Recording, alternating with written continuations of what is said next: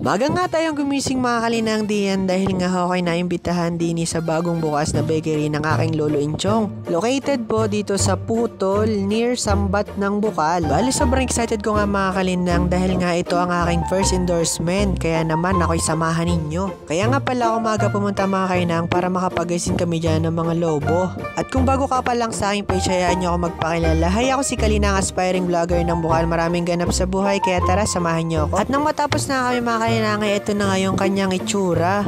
Napakasimple lang mga kalinang pero significant yung dating. At ayun nga mga kalinang at dito na mag-uumpisa ang ating kwento. Hindi pa nga ho kami natatagalan magbukas mga kalinang ay meron na nga ho tayong first customer at ito nga pala ay taga-dini sa amin si Kuya Atong. Kahit nga siguro ako mga kalinang ay malilito sa dami ng pagpipili ang tinapay. Ikaw baga na bibili ka ng dalawa ay may free ka pang isa. At ito na nga mga kalinang yung sinasabi ko, bibili ka lang ng dalawa at meron ka pang libreng isa. O san ka pa? Bili na mga kalinang. At hindi nga nagtagal mga kalinang ay sunod-sunod na nga ho yung ating mga customer diyan na dumarating. At ito naman mga kalinang ang pasilip sa iba't ibang klaseng tinapay na nandito sa bakery ng aking lolo.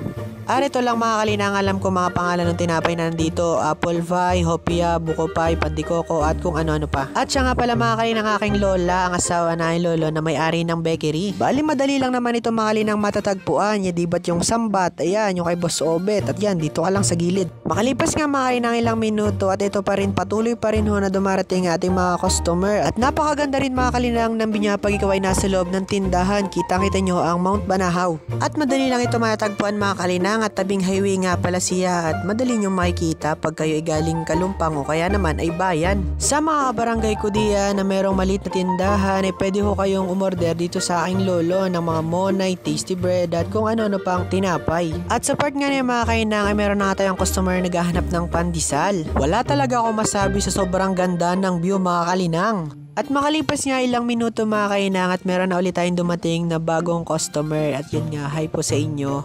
Naway isa lang naman mga kainang hiling ko, naway suportahan nyo po ang aking lolo sa kanyang bagong bukas na bakery at tangkilikin po natin ang kanyang mga produkto. Kung lasa naman ng pag-uusapan mga kalinang sa tinapay wala akong masabi kundi yan ng sarap at tamang-tama lang sa aking panlasa at malinis pa ang kanilang gawaan. May mangilan-ngilan din mga kalinang na nagtanong kung nag-deliver ba sila ng mga monay. Abay syempre oo naman po. At kung may bakery nga mga kainang, syempre hindi mawawala ang ating tendera. At ito nga pala ang ating tendera si Ate Marinel.